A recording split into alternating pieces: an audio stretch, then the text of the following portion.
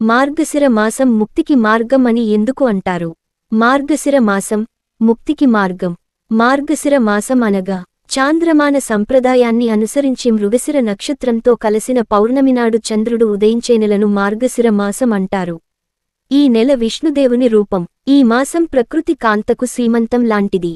తుషార బిందువుల హేమంతం. శ్రీమహావిష్ణువుకు అత్యంత ఇష్టమైన మాసం. భగవద్గీతలోని విభూతియోగంలో మాసానాం మార్గశీర్షం, మాసాల్లో తాను మార్గశిరమాసాన్నని అన్నాడు శ్రీకృష్ణ పరమాత్మ.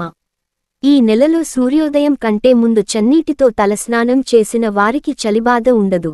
బ్రాహ్మీ ముహూర్తంలో నీటిలో అగ్ని, సూర్యుడు కలిసి ఉంటారని శాస్త్రం సూచిస్తుంది.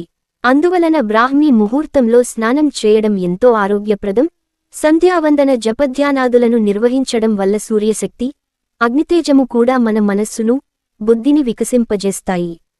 అందుకే మార్గశిర మాసంలో ధనుర్మాసం మొదలైన నాటి నుంచి విధిగా తెల్లవారుజాముననే నిద్రలేచి స్నానం చేయడం ఆచారంగా వస్తుంది.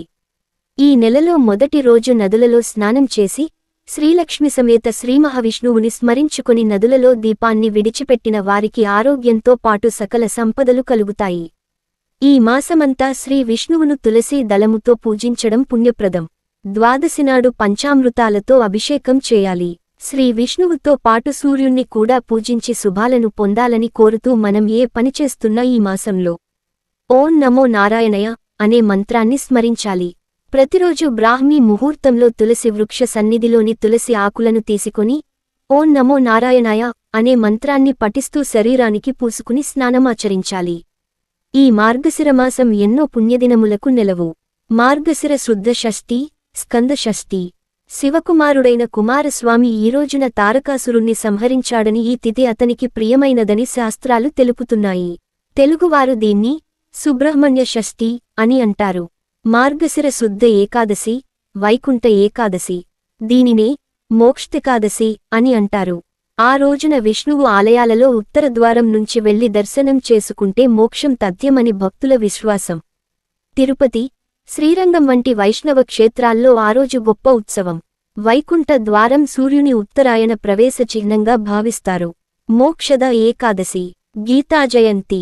సమస్త మానవాళికి ధర్మనిధి, భారతీయ ఆధ్యాత్మిక జగత్తులో శిఖరాయమానమైన భగవద్గీతను కృష్ణ భగవానుడు ప్రబోధించిన రోజు. మార్గశిర బహుళ ఏకాదశిని విమలైకాదశి, సఫలైకాదశి అని కూడా పిలుస్తారు. త్రిమూర్తులైన బ్రహ్మ, విష్ణు, మహేశ్వరుల సమైక్యస్థితి దత్తాత్రేయుడు. ఈ దత్తాత్రేయ జయంతి ని మార్గశిరంలోనే శుక్లపూర్ణిమ నాడు జరుపుకుంటారు. మార్గశిర శుక్ల త్రయోదశి నాడు హనుమద్ వ్రతం, మత్స్యద్వాదశి, ప్రదోష వ్రతం ఆచరించడం పరిపాటి. ఈ మాసంలోనే చాలా ప్రత్యేకమైన రోజులు ఉన్నాయి.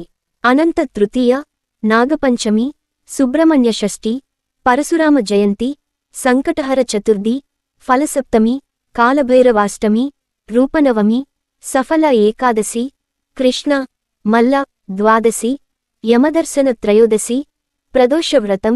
శ్రీమహావిష్ణువు సూర్యుని రూపంలో ధనస్సు రాశిలో ప్రవేశించే పుణ్యవేళ ఈ మాసంలోనే ఈ ధనుస్సంక్రాంతినే ధనుర్మాసం అని అంటాము. తిరుప్పావై పారాయణము ప్రారంభమయ్యే పుణ్యవేళ ఇలాంటి ఎన్నో విశిష్టతలతో కూడిన మాసం కావున శ్రీమన్నారాయణుణ్ణి తరించి జన్మసార్థకం చేసుకునేందుకు, భక్తి భావనను పెంపొందించుకొనుటకు, దాన ధర్మాలను ఆచరిస్తూ పుణ్యఫలంను దక్కించుకునేందుకు ఈ మార్గశిరం సమస్త మానవాళికి ఎంతగానో ఉపయోగకారిగా నిలుస్తుంది.